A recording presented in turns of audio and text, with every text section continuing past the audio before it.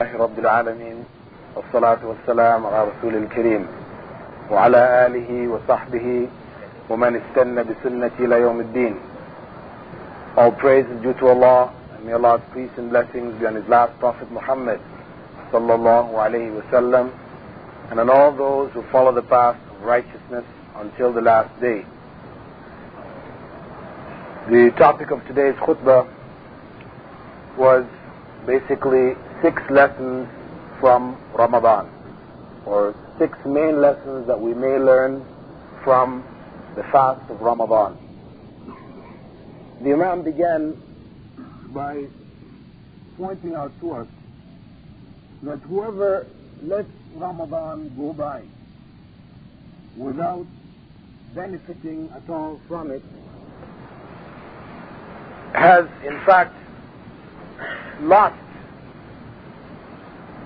a major opportunity which cannot be returned. It is something he's had. It's a major loss. We miss a day of fasting, we try to fast back that day. We miss a salah, we try to make up that salah. But the period of Ramadan, with all that it signifies, if we are unable to take lessons from this period and to benefit from it, then we have lost much of what Ramadan is about.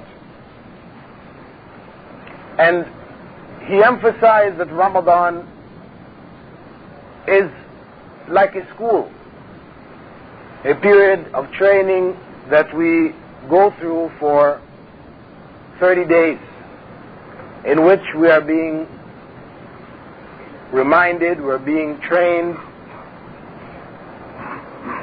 and there are particular lessons which are to be gained from Ramadan. The first of the lessons is that of attaining a consciousness of Allah, which is known in Arabic as taqwa. And this is stated in the verse regarding the fast.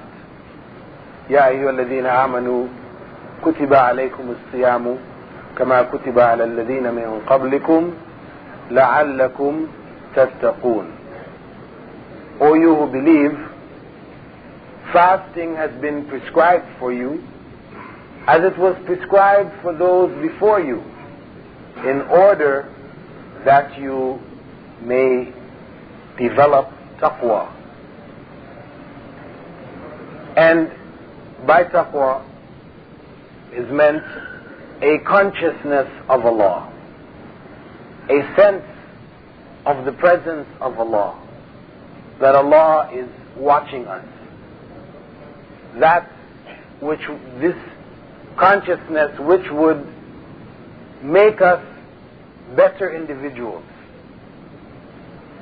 This consciousness, or this state of mind called taqwa, was described by Ali ibn Abi Talib as fear of Allah, or fear of the Most Glorious, and contentment with little, and preparation for travel. That is, travel to the next life. Fear. Fear being an essential component of taqwa. Though there are some people who would promote that worship of Allah should be without fear. You have some people, particularly those who belong to mystical groups known as tariqas, they promote this idea that their worship of Allah is based only on the love of Allah. Fear is for the ignorant masses. You do good because you love Allah, not because you fear Allah. It may sound theoretically reasonable that you should do good, not because you fear, but because of your love of Allah. This seems to be, according to them, this is how they promote it, as being a higher level of faith. But in fact it is not. Fear is something which you find mentioned throughout the Qur'an. Fear of Allah. Fear of Allah in the sense that one fears the punishment that would come from disobedience of Allah. One loves Allah by striving to obey His commandments, but at the same time one has to have a fear of the punishment of Allah. These two are inseparable, and they constitute the basic components of true faith. And Abu Huraira had reported that whoever fasted, or whoever was able to catch during the fast Laylatul Qadr, that he would attain salvation from his previous sins. And also whoever fasted the month of Ramadan ihtisaban, that is, seeking the pleasure of Allah, and imanan, with correct faith, he would also attain salvation from his previous sins.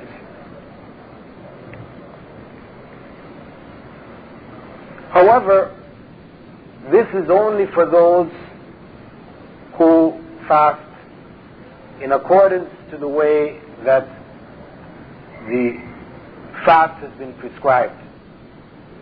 Not merely following the letter of the fast, as we spoke about in previous sessions, but finding the spirit of the fast and fasting in accordance with it.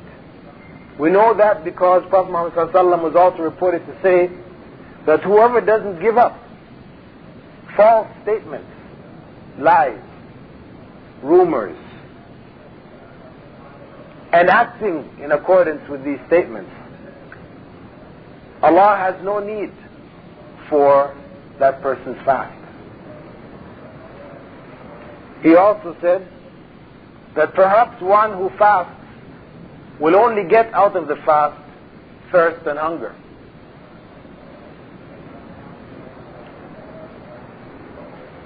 And he also pointed out that we should not make our days of fasting like our days of non-fasting. There should be a difference. So it is essential for us to approach the fast with the correct spiritual methodology in order that we may develop through the process of fasting a greater consciousness of Allah. The second lesson is the strengthening of one's bond with Allah through worship. The various acts of worship are our means of establishing a bond or a contact, a link with Allah. This month, all of the various acts of worship are increased in their quantity and in their sincerity, in the way in which we apply them, due to the particular recommendations of Prophet Muhammad ﷺ, in order that when we come out of this month, we will be at a higher level than we were before we went into the month. And the human being is composed of a body, a mind, and a soul. The food of the body is that of what we call food and drink, whereas the food of the mind is knowledge, and the food of the soul is faith and consciousness of God. In this month, one seeks to develop a feeling of worship, a feeling for worship, due to the fact that we are striving to remember Allah. All of the different acts that we do should help to develop more of a consciousness of worship being the structure of our whole lives. You know, as Allah has a say in the Qur'an, Inna salati wa nusuki wa mahyaya wa mamati lillahi rabbil alameen. That my prayers and the sacrifices which I make, my living and my dying, are for Allah, the Lord of all the worlds.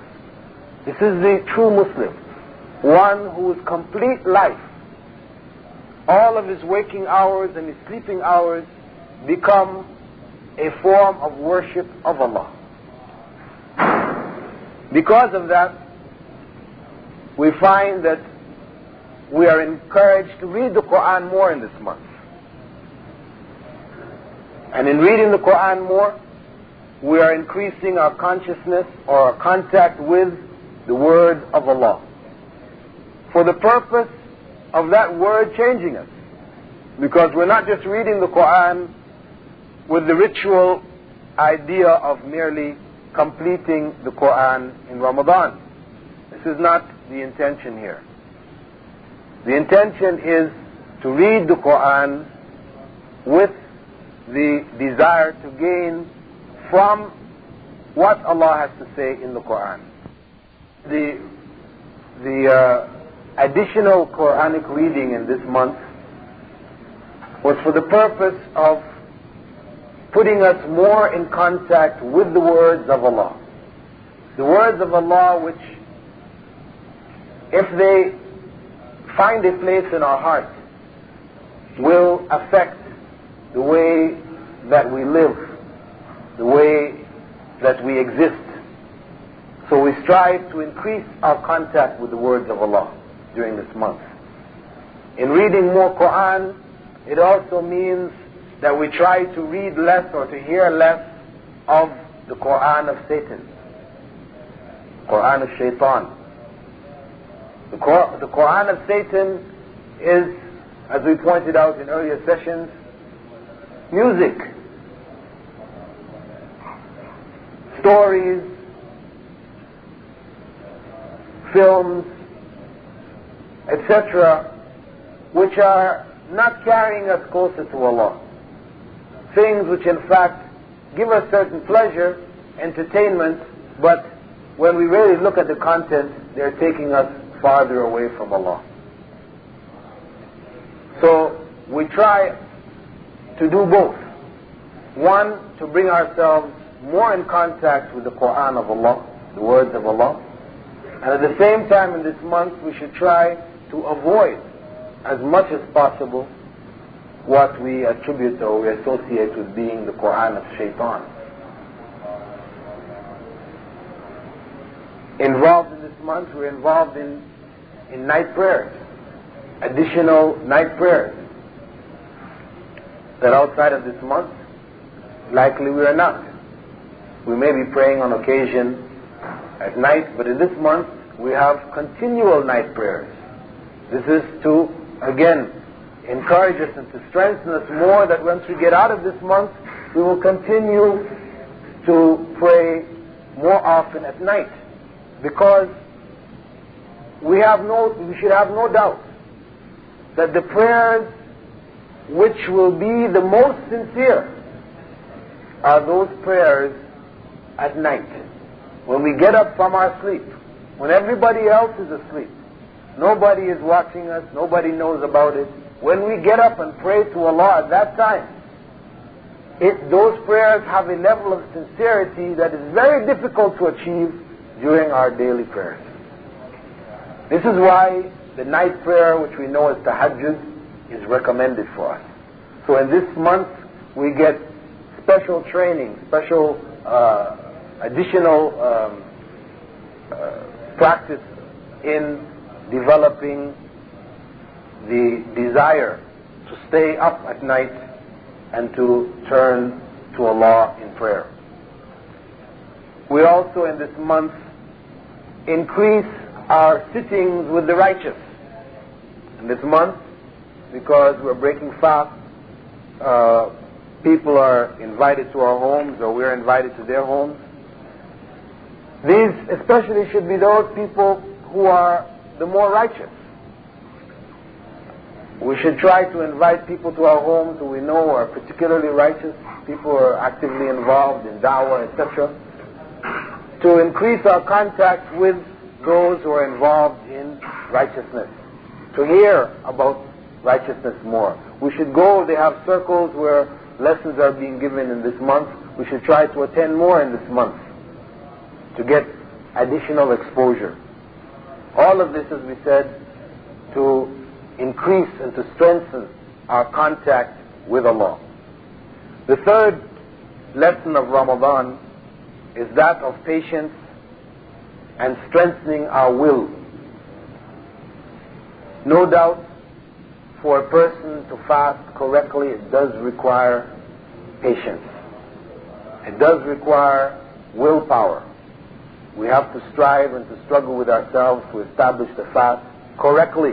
Of course, to do the ritual of the fast, it doesn't require that much patience and willpower. As we said, for a person to eat a 3-course meal for suhoor and a 3-course meal for iftar, to stay up all night, in the middle of the night they're eating also. Then of course fasting during the day, there's no willpower, there's no test of patience, there's no feelings of hunger, no nothing. The person sleeps all day, he wakes up just before breaking of the fast, he breaks the fast, has his meals. And this is why a number of people, in some lectures that I've given concerning Islam and the misunderstandings concerning Islam, I've had a number of people say to me, what is this fast that you all practice? All you do is just move the day along 12 hours. You sleep during the day and you awake all night. What's the big deal? What is that going to do for anybody? What good is this fast? This is what they have observed of many of the masses of the people here. That in fact what they do is change the day into the night and the night into the day. And of course, that type of fast, though it complies with the ritual of not eating between dawn and sunset, there is no fast happening here. It's not really a fast at all. And naturally, that type of a fast will not develop in the individual patience, sabr. Patience, which is critical for success in this life. When Allah in the surah known as Al-Asr described mankind, all of mankind being in a state of loss. Wal-Asr. Inna al-insana lafi khusr. All of mankind being in a state of loss. Illa alladhina amanu, except those who believe wa amilu salihat and do righteous deeds. Wa tawasaw bil sabr. Wa tawasaw bil haqq. Wa tawasaw bil haqqi wa tawasaw bil sabr. Sorry. That except for those who encourage each other to stick to the truth, to be righteous, and those who encourage each other to be patient. Patience being a key. And there are many other verses, wherein Allah commands us to be patient, and that He would reward those who are truly patient with paradise. This is the ultimate reward for patience in this life. So it is very important for us to ensure that we enter into the fast correctly so that we can learn the lessons of patience and the lessons of strengthening our willpower, our ability to take a hold of our desires, put them in check, and not submit to them. The fourth lesson is the escape from what we call showing off, or riya. In Arabic it is al-ibti'ad an al-riya. That is, it's like escaping from showing off, doing acts that we may be seen by others. This principle of doing acts to be seen by others is a very, very dangerous principle. It is the principle which destroys all of the good that we do. If we are not careful, we might be doing a lot of things which are classically, referred to as being righteous deeds. But if we have this quality of doing things to be seen by others, then these deeds that we do lose their value totally. And this is why the Prophet ﷺ has said that the thing which I fear most for you is this riyah. And he described it as being like a black ant crawling on a black stone in the middle of a moonless night. It means this is something that you can hardly perceive, which comes upon you. Something which we all have to be conscious of.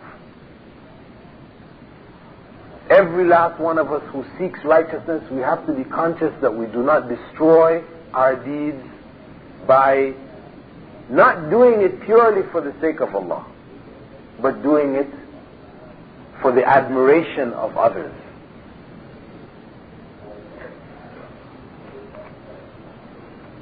And the fast, the true fast, is training in this kind of action. Doing righteous deeds purely for the sake of Allah. Because the true fast cannot be done to show off to others. Because the fasting is something which is internal. It is something which is not seen externally. In the full sense, it's something not seen externally. Like prayer is something, it's an external action. Giving of zakat, these are all externals. Whereas fasting is something which is, in the full sense, internal.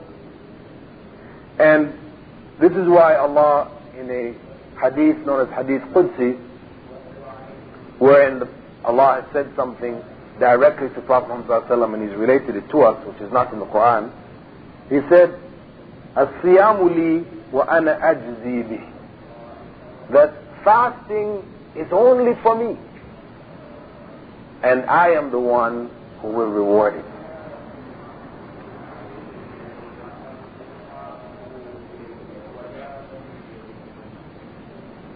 So, this means that the true fast, the realities of the fast are internal. It means that what we spoke about earlier of giving up evil speech, evil thoughts, etc. during Ramadan are critical.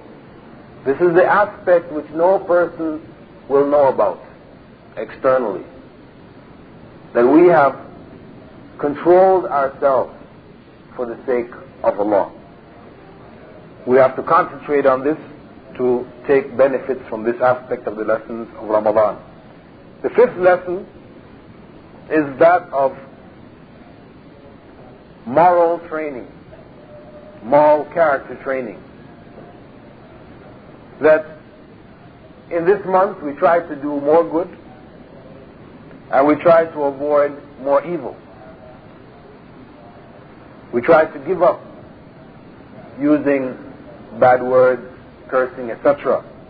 We're also told by the Prophet Muhammad ﷺ that if somebody wants to fight with us, get into an argument, etc., and they start to curse us, etc., our response to them is to say, "Inni sa'imun." I'm fasting. That is our way. That's our response to them. Don't get into it with them. We just say, "I'm fasting." Avoid. This is what we should be applying throughout this month.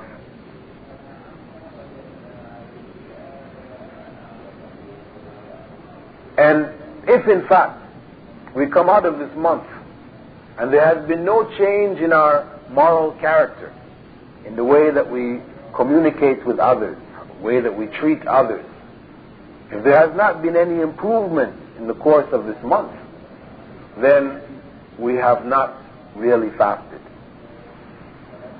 So I said this month is a concentrated series of lessons. Not that we only do them during this month and then outside of this month we don't do them. No. But that we make a concerted effort, an additional effort in this month, so that when we come out of this month, we have improved our status, our overall Islamic status. There is an improvement between after and before.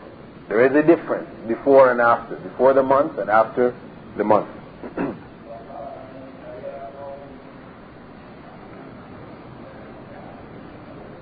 The sixth lesson, and perhaps according to the Imam, it is, in his view, the greatest lesson of Ramadan. And that is that the believers feel or realize that change is possible.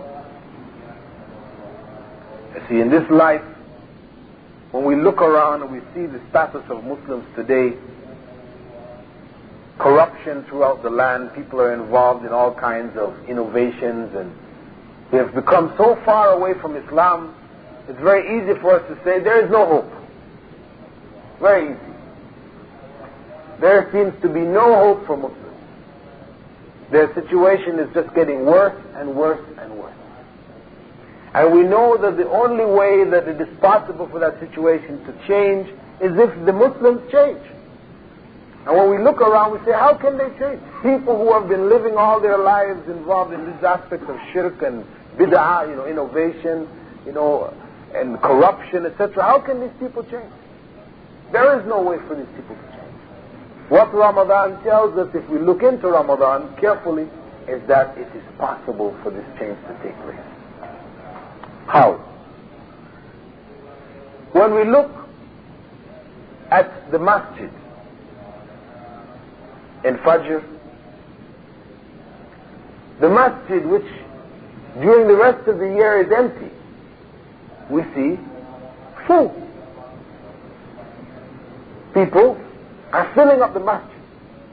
Now, we know that for some people it's just a ritual. We talked about that already. Ramadan Muslims, right? But the point is that for many other people, it's not people who are just, they really have no belief and it's just a ritual they're going through. No, there are people who believe, but due to the weakness of their belief, they end up making their prayer at home or whatever. They've not given up prayer. But in Ramadan, they will come to the masjid, which is what they know they should be doing anyway. So we see a change taking place. The masjids become full in Ramadan, when outside of Ramadan they're not. If we look at the Qur'an, the Qur'ans which are throughout the year dusty, dust builds up, piles up on them all through the year. In Ramadan, the dust is blown off, people are reading the Qur'an. We have examples here behind us, people reading the Qur'an. After every prayer, we see people picking up the Qur'an and reading the Qur'an. Large numbers of people. Again, as we said, some people it's just a ritual. But there are, for many people who know I should be reading the Qur'an. But due to this reason and that factor and the other, they get distracted and are too busy to read the Qur'an as they should. So in this month, they're trying to make up and to read more Qur'an. And of course, if they're reading Qur'an with a consciousness, thinking about what Allah is saying to them, it inshallah will improve them and help them to change. We also see amongst people a change in their behavior. People who outside of Ramadan will get into arguments quickly with you, etc. You find during Ramadan, they tend to hold back. So you find change taking place in character and practice. We also find, for example, that in Ramadan, people are able to give up certain corrupt habits, etc., that outside of Ramadan they can't. And the example that the Imam gave was that of smoking. You have chain smokers who, you talk to them outside of Ramadan, brother, this is haram. You are killing yourself. Suicide is haram in Islam. So and so. But, I know, brother, but, it's just, I can't give it up, man. When I give it up, I get headaches, my body goes through, what they call withdrawal, and, I just can't function. I have to have the cigarette. But in Ramadan, he quits. He might, as soon as he breaks the fast, he might be smoking, but during the day, for that, 10 hours or whatever, he's not smoking. If you ask him to give up for 10 hours during the rest of the year, he'll be shaking. He can't do it. But in Ramadan, somehow, he is able to do the impossible. What during the rest of the year appears impossible, he's doing. These are all among the signs that let us know that it is possible for change to take place. Muslims are able to change themselves. We can change the present condition of Muslims. However, it's going to involve jihad. Jihad on ourselves, our own desires, jihad, waging a holy war, if we do such a thing as a holy war, waging war against ourselves, against the evil which is within ourselves and outside of ourselves, in our family, in our communities, in the society, in the nation. We have to wage war against it. But with patience, if we are firmly behind our efforts, then change becomes possible. And it is only those who disbelieve really in Allah who give up any hope for change, who give up any hope that Allah will come to our aid. If we make an effort, change can take place and we can receive the blessing and support of Allah, which would give us success in establishing or re-establishing Islam within our lives, our families, and the countries and around the world as a whole. So, as a summary, we said that Ramadan has lessons. Among them, taqwa, consciousness of Allah. The strengthening of our bonds with Allah through worship. Developing patience and strengthening our will. Fleeing from doing acts of worship for the admiration of others.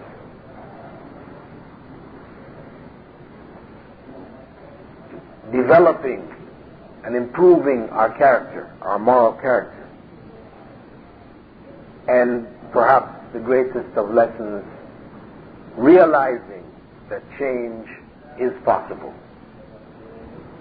This is not to say these 6 which the Imam mentioned are the only possible lessons which may be gained from Ramadan. But these are major lessons which we all should reflect on and strive over the course of the next 2/3 of the month to try to get something of these lessons, so we may come out of Ramadan having benefited from the fast and having come closer to Allah in our actions as well as in our faith. If there are any points which I missed, anybody would like to add? As the Imam usually, when he's speaking, he's saying many things. We try to pick up as many as we can. There's usually 1 or 2 points that slip by. If anybody else caught something. Are there any comments or questions people would like to raise concerning Ramadan? I'd just like to point out that I've noticed from reading some of the hadith that one of the things that's most encouraged in Islam is that if you do something good, you should try to do it continuously, or you do it regularly. And something small which is done regularly is much better than doing a big gesture from time to time. And particularly these people who are just going to the mosque in Ramadan should think about that. This additional recommendation from Prophet Muhammad ﷺ to try to be constant in our actions is something that we all should reflect on. However, one should not think from that statement of the Prophet Muhammad ﷺ that it's better for us to do a little regular than a lot intermittently. But since that's the case, there's no point increasing our actions in Ramadan, because a person could also take this other interpretation from the statement. So it's better you just keep doing a little and do it regular outside of Ramadan, inside of Ramadan, than to try to do a lot in Ramadan and then you come out of Ramadan, you can't keep it up. No. Though the recommendation in general is that it is better to do a little regularly than a lot intermittently, Ramadan still is a period of time in which we are encouraged to do as much as we can, to increase all of what we're doing. And this increase is not, it does not become meaningless or loses its value if when we come out of Ramadan we're not able to maintain the same status or the same level. It doesn't mean that. Because what has happened is that Allah has set certain periods, you could call them seasons, in which good deeds are increased in their value. Certain places in which good deeds are increased in their value. So for one to try to take benefit of this is why has Allah said this? He said this, one, for His grace to be available to those who seek it, and as a means of encouraging us to increase our actions, even if it is for a period of time, because when we do it even for that period of time, when we come out of it, if we do it sincerely, it will raise our general level of practice. So, though we should keep in mind that we should try to maintain whatever good we do, we should try to maintain that level. Not to do a lot of good today and nothing tomorrow, but try to increase our practice gradually. This is really what, is being recommended here. That when we are doing good deeds, we're trying to establish our practices. We try to build gradually, step by step. There's no point in trying to pray at night, every night, and we don't pray our 5 times daily prayer. We're missing Fajr all the time. We're missing Fajr, getting up, we can't make it to the masjid. Certain basic, fundamental things we have not established, but we're getting up for that night prayer every night. No. This is the idea, that it's better we start with the basics, establish the 5 daily prayers, because that's what's required of us.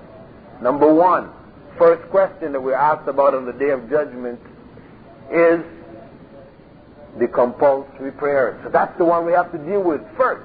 Establish that in its correct time, in the masjid. After we've established that, and that becomes a regular practice, then we add to it. Here's our increase. We're building gradually. So whatever we add, it remains there. This is the idea behind the hadith. Bilal, I think some people maybe calculate that in Ramadan all the good deeds have a value of 10 to deeds outside of Ramadan. If you fast the whole month, then your sins can be forgiven. So if I'm a good... I was just making the point that some people maybe calculate that the good deeds are a value of 10 times in Ramadan, and that there's a hadith that if they fast the whole month of Ramadan, their sins are forgiven. So maybe they're mistakenly thinking, hey, if I'm a good Muslim 1 month a year, then I'm okay till next year. And that's the point I was trying to make. Yeah. Well, of course, that concept, where a person is not practicing Islam throughout the year and then practices Islam in Ramadan, believing that will make up for the 11 months where he is a disbeliever. Of course, we have discussed this at length, that this it has nothing to do with Islam. But it is true that fasting in this month, with the correct spirit, it does remove our sins. It has that quality Allah has promised. But we said this is only for those who fast with the correct spirit of fasting. One who is a disbeliever 11 months out of the year cannot become a believer for 1 month out of the year. He can go through the ritual of the believers for that 1 month, but he cannot become a believer for that 1 month. So, of course, those people who we call the Ramadan Muslims are really Ramadan non-Muslims. Brother? Earlier, in the earlier part of the Qur'an translation, you said that we should make special efforts to spend time with people who were or are involved in dawah and other good deeds. In other words, people who are constantly showing their love for Allah and their love for the Muslims and their love for Islam. But does that mean that we can invite non-Muslims to our house for dinner, maybe in the way of dawah or something of that nature? And also, when we use the word kafir, or is that a curse word, or are we using that like, are we cursing? Is that like a curse word, or is that a descriptive word? Could you clarify that and could you answer the other question?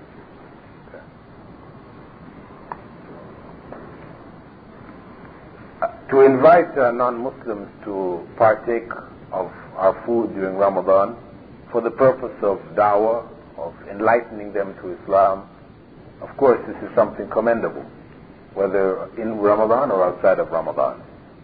But what we mentioned was a general principle, that actually Prophet ﷺ had said that only the pious should eat our food, and we should only eat the food of the pious. This is sort of a general principle which the Prophet ﷺ has given us, as a general principle. But it doesn't mean that for the purpose of da'wah, we may not go and eat the food of a person who is impious, or that we may have an impious person come and eat our food. Where the goal is da'wah, and not merely friendship. This is the point where the Muslim has got to be clear in terms of who do we take as our close friends who come to our homes and share our food and our friendship, our love, etc. These should only be the pious. That we do not have a body of friends who are our buddies and old-time friends or whatever, who are not pious people, whether they call themselves Muslims or they don't call themselves Muslims. And our relationship with them is just one of, talking about the old days and, what a good time and what we'd like to do and material things, what I want to buy, I want this house, I want this. It's just the dunya. That type of friendship, that type of relationship is disliked in Islam. It's despised. It's because it destroys faith. Allah, makes statements to this regard in a number of verses in the Qur'an, that you will not find the believers taking the disbelievers, as their close friends and confidants.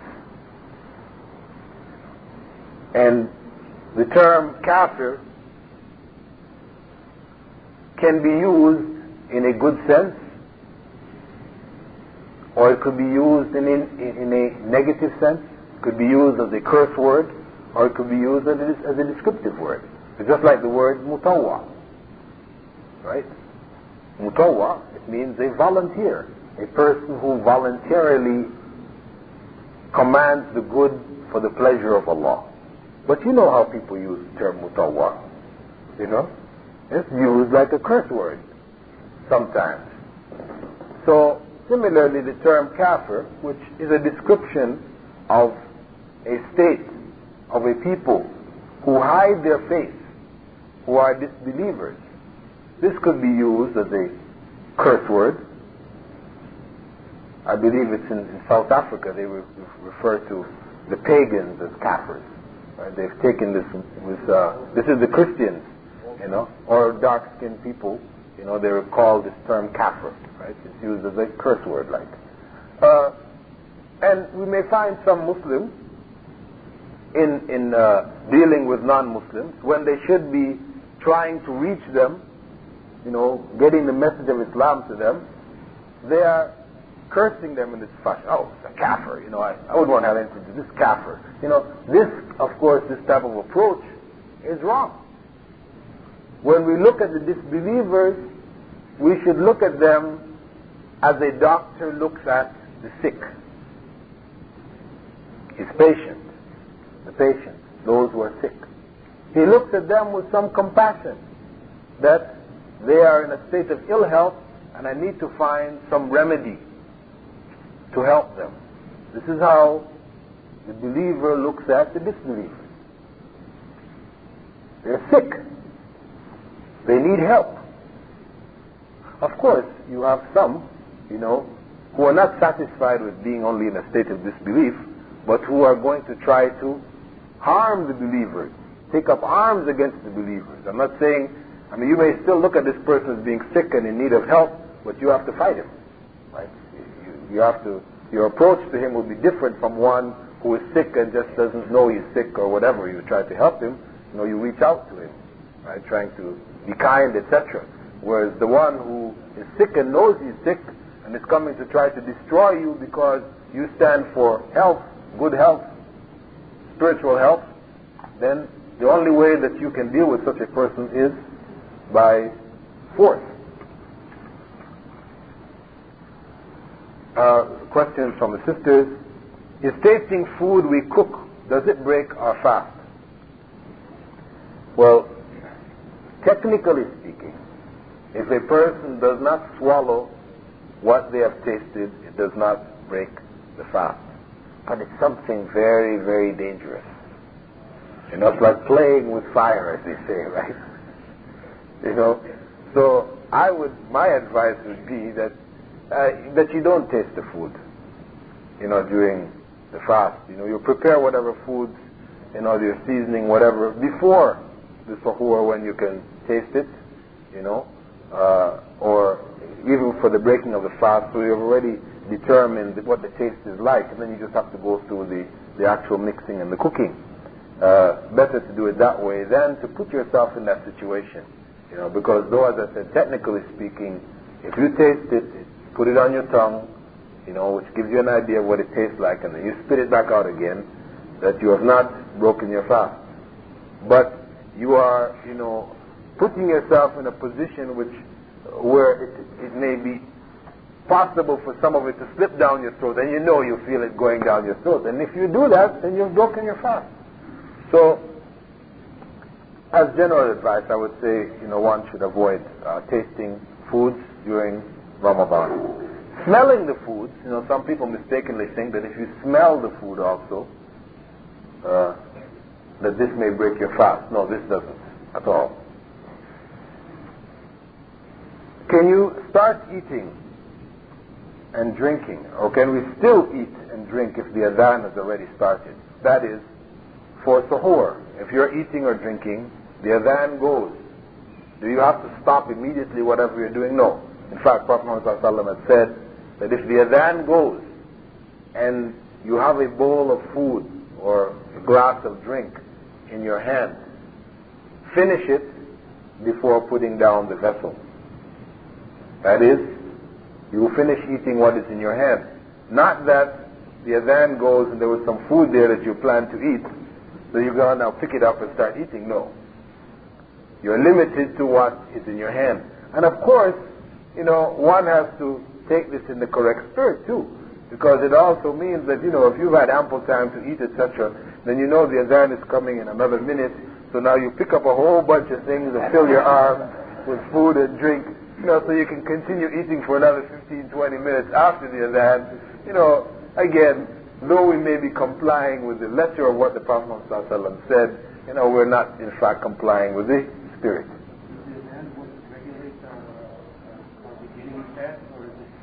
When the spread of night, the spread of day, which is period beyond the adhan? No. The adhan is at the time of the thread, the white thread of the day appearing. This is when the adhan that we are hearing goes. There used to be two adhans in the time of the Prophet ﷺ. There was a pre-adhan which was made. Three? No. They do it from here. Oh, okay. Yeah. In some places in Riyadh you will hear the two, right? But in the Prophet ﷺ's time it was common. They had two adhans. One was a pre-adhan which was made by Bilal, and this was to let the people know that the adhan for Fajr was coming. And then Ibn Maktoum, the blind companion of the Prophet ﷺ, would give the adhan of Fajr. So the one we're hearing now is that adhan of Fajr, which is when the white thread appears. The white thread of the morning appears distinct from the night. Brother, what about our own saliva? Our own saliva. Our own saliva is okay. I mean, this is part of your system. Saliva is going down your throat all the time. You're not breaking fast by doing that, I mean, conceivably, we could create a circumstance, right, where if we go around smelling enough foods and thinking about food enough, then we can get a mouthful of saliva, right? And, then you could end up in a state where it's like you're actually drinking, But under normal circumstances, if one gets saliva in one's mouth, I know some people are mistaken in this, and you'll find people spitting all the time. This is saliva which you may swallow is not considered breaking the fast. When you wash your mouth after wudu, and you spit out what is in your mouth, that process of washing your mouth will cause the saliva to flow afterwards. It is not required of you, after you've spat out what you have gargled with, now for you to continue to spit until the saliva stops being produced. No. I mean, once you have spat out what was in your mouth, then whatever else comes in your system is a part of your system. Maybe you might have a runny nose, right? And it's draining into your system the whole time through the fast. This does not break your fast. Okay? Question? It's not about Ramadan, but in Indonesia, it's not uncommon for the people to use the blood, for Muslims to use the blood of the animals to make food with. Now the question is, if what they do is they'll slaughter the animal and then catch the blood in a cup and save it for later, is the meat of that animal then haram to eat? What they're selling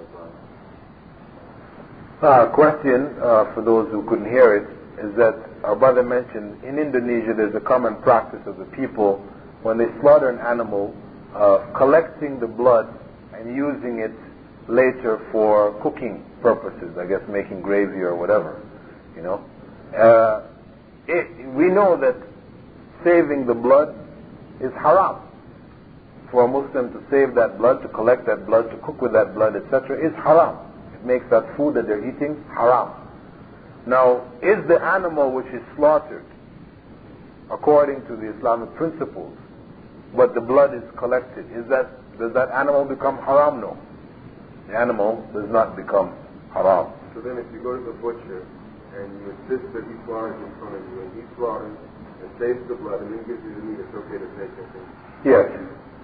If the butcher slaughters, collects the blood for himself, but gives you the meat, that meat is halal meat. What he is doing with the blood is what is haram.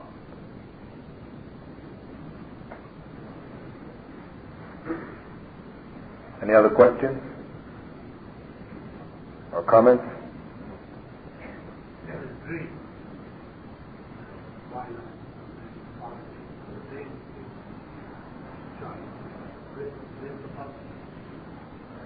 If a person in a dream he's sleeping, obviously he's sleeping during the day, and he has what we call a wet dream, does that dream now break his state of fasting? It doesn't, because this is something which has happened outside of his control. he still has to make a ghusl upon waking, he or she. They have to make a ghusl, complete bath, upon awakening. However, any act which takes place, which will normally break the fast, but outside of a person's consciousness, like if you forget that you were actually fasting, and you took a glass of water and you drank it. After you finished drinking, you're conscious of, oh, I was fasting. That drinking, or if you ate something, does not break your fast, because it was done in a state of forgetfulness.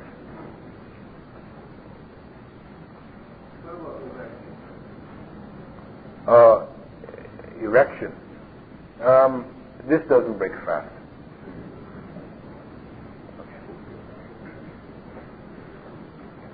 Any other? Using toothpaste. No, using toothpaste does not break the fast either. You know, toothpaste is similar to cleaning one's teeth with miswak. As we pointed out before, that it was the practice of Prophet ﷺ to use miswak while fasting. Miswak has juices and a taste to it. However, when one does so, one should not turn the miswak, as we said, into a lollipop, where they've got the miswak in their mouth all during the day, chewing on it and, just swallowing the juices, because then it does become a form of eating. One does, drinking here. Now, one is in fact breaking one's fast. Similarly with the toothpaste, you brush your teeth, wash your mouth out, spit it out, fine. But if you are, brushing your teeth all the time, sucking on your toothbrush, or, savoring the taste of your toothpaste, then you could be entering into a state of breaking your fast. Pardon? Incense. No, incense doesn't break the fast. Burning incense does not break the fast. There's ayahs, I think, in Al-Baqarah, talking about being in retreat in the mosque, and that there's certain days for that, and certain conditions in regard to our wives, and so on. Could you give us some more details on that? The question was concerning i'tikaf, the retreat to the masjid, which was a part of the sunnah of the Prophet Muhammad, particularly in the last 10 days of Ramadan, and particularly in the last part of his life, he actually increased that time to 20 days. So actually the month of Ramadan, the principle of retreating to the masjid is one which is encouraged for those that are able. And during the period of the retreat, of course, one stays away from one's family in the sense of sexual relations, etc. So it means that even in the night, though it is halal for one to have relations with one's wife during the night, because one is in a state of retreat, one will not be involved in that. This is a means of increasing one's acts of worship. One spends a period of time in the masjid, and there are some statements of Prophet Muhammad ﷺ to indicate that this i'tikaf really is only valid in Mecca and Medina. Yeah, there are certain actual statements of Prophet Muhammad ﷺ which indicate that. Though it is commonly understood by most of the various schools of Islamic law that one may do so in any masjid. Can one make i'tikaf 1, 2, 3 days? Oh, okay. Question is, can the i'tikaf be for less than 10 or more than 20? Of course, this is a voluntary act. One may, do what one is able to do. It could be the last 5 days, if that's all that one is able to do, the last 1 day, It doesn't have to be 10 or nothing. Do you have to spend the whole day in the mosque? Do we have to spend the whole day? Yes, normally you spend the whole day and night, with the exception of going out to use the bathroom, or if there is some need that your family has, which only you can provide for them. You may go out, get that need, purchase something, give it to the family, and go back to the masjid. But you're not outside of it, for anything beyond dire need or an immediate need. Yeah, huh? Eating or using the bathroom? Not eating. Well, I mean, after we break our fast, after Isra, then if you're in the house and nothing, generally... Oh, people may step out to eat and come back, yes. That's okay. Yes, yes. But because you're not allowed to bring in you see, they're not allowing you to bring in meals into the masjid, right? So you have to step out to eat, so you step out to eat something and come back in again, yeah. But there are some brothers who will come and they will stay in Saraway, and they will even make tahajjud, and then they'll leave, and they'll go to a hotel room, and they'll stay there until Fajr or whatever the case may be, then come back to the house. Right? Is that itikaf? No, this is not really itikaf, because the staying in the hotel is not. This is just a question of convenience. It's more comfortable to lie in your bed in the hotel than to sleep in the haram. So for those people who may spend the whole day, praying tahajjud or the tarawih, and then leave the masjid and spend the rest of the night in their hotel, and then come back in next to masjid again in the morning, this is not i'tikaf. No. They'll get the reward for what they're doing in terms of the prayer, in the masjid, etc. But they would not get the additional blessings of making i'tikaf or the seclusion in the masjid.